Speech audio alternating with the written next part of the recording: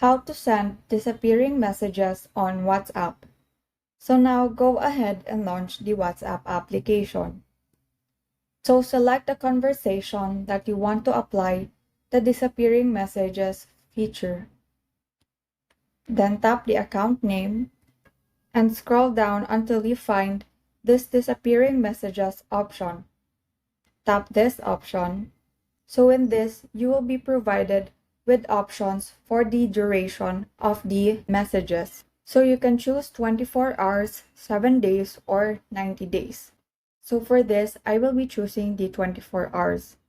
So since I chose the 24 hours option, when I send a message, it will only be visible for 24 hours. After that, it will not be visible to the message conversation. And so that is how you send disappearing messages on WhatsApp. Thank you and have a great day.